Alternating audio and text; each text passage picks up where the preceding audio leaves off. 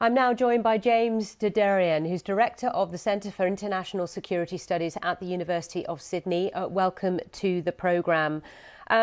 Your area of specialism expertise is security, is this effort that we're seeing on the part of Israel to eliminate Hamas. Give us your take on their progress and their strategy. It's one of the toughest wars to wage. It's urban warfare.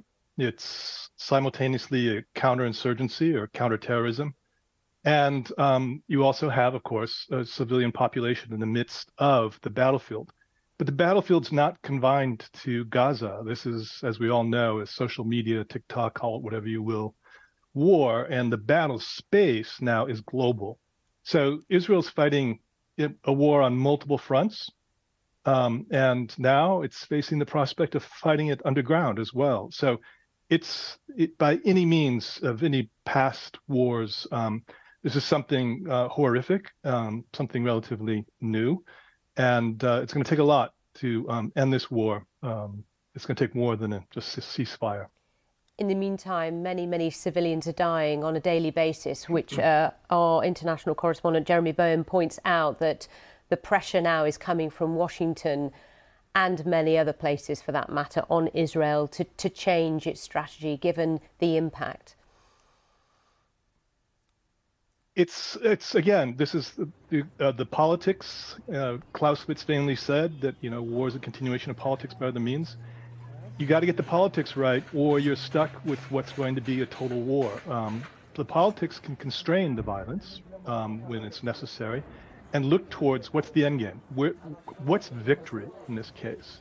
And bouncing the rubble isn't a victory. It's a recipe for occupation of a devastated population.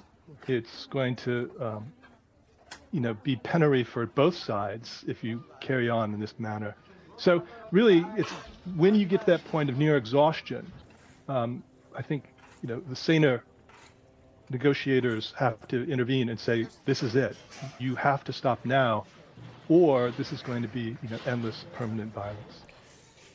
You said that they have to fight underground, something that we've become accustomed to, that the miles of tunnels underneath Gaza, which makes obviously the process extremely difficult on all sides. Clever, you could argue, on the side of Hamas. But what does that mean from the point of view of Israel's next move? There's discussions about them flooding these tunnels. Talk us through what could happen.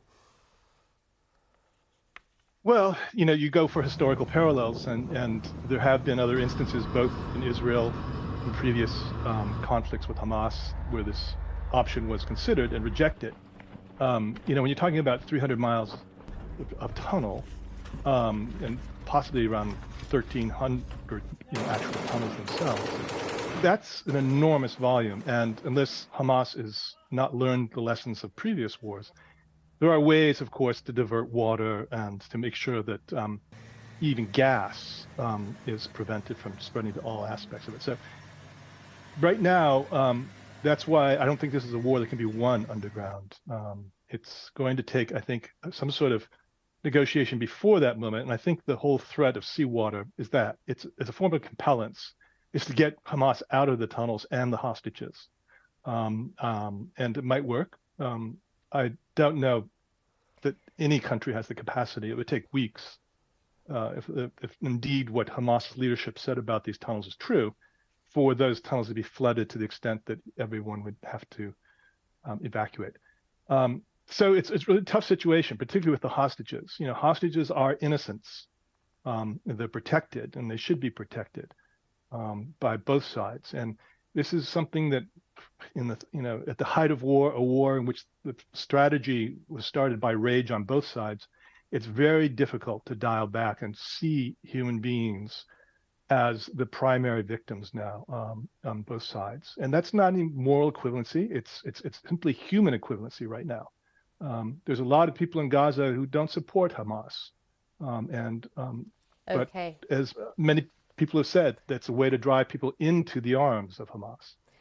James Der Derian, thank you for giving us your perspective on what's happening currently in Gaza, Director of the Centre for International Security Studies at the University of Sydney. Now, here in the